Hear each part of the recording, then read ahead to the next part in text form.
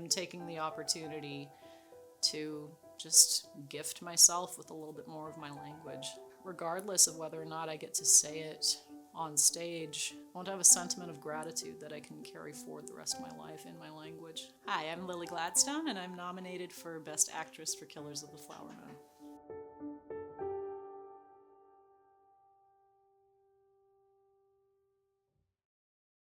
I was on the phone with my parents already. I was FaceTiming with them. You know, when the film premiered in LA and there were so many Osages on the carpet here at the Chinese Theater, I felt like maybe it was appropriate, since I couldn't be there, that I hold it down in Osage country for them. So I decided to do the same thing. I was on the Osage Reservation in Pawhuska, Oklahoma, FaceTiming with my folks. And my mom had, like you do, was filming the TV so I could see when it came in. And I was like, no, Mom, I can't read that. I can't see anything. Flip the camera around. So she was holding it up, and I got to learn about my nomination on my parents' faces, their reaction. Definitely going to have my family with me. It's, my dad's been telling me since I was 8, 9 years old that I would be here. And, you're a kid, you like, okay, it's a platitude, or you just like, okay, you're right. It's just kind of always been something he's lightly teased me about over the years. So it's just right that he's there.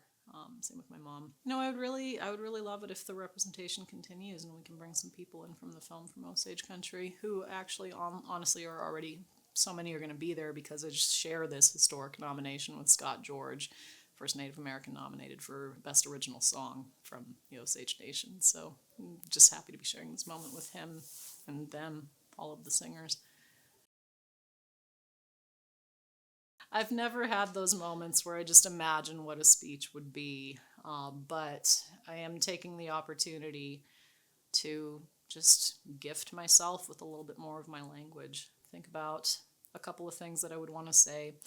A lot of the language revitalization effort back home, one thing that we kind of talk about is just writing a mantra for yourself, or writing a prayer, or writing just something that you want to be able to say.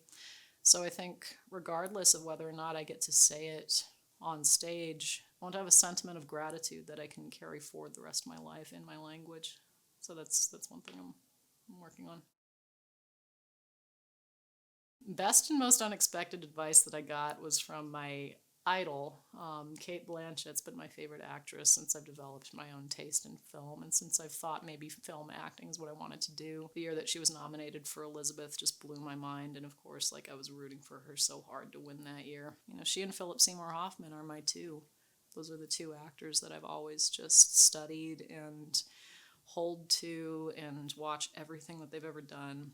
So, and Kate's been so incredibly generous through this whole period. She introduced the film in London, and Leo and I were there, and while we were backstage, before she went out and just speaking all of these beautiful accolades about our movie, she gave me the advice to take my adaptogenic mushrooms to get through this season, which has been incredible advice because the nervous system needs a little extra help. Not the advice I expected to get from my favorite actress in the world, but it's very, very tangible, very actionable, and very very beneficial.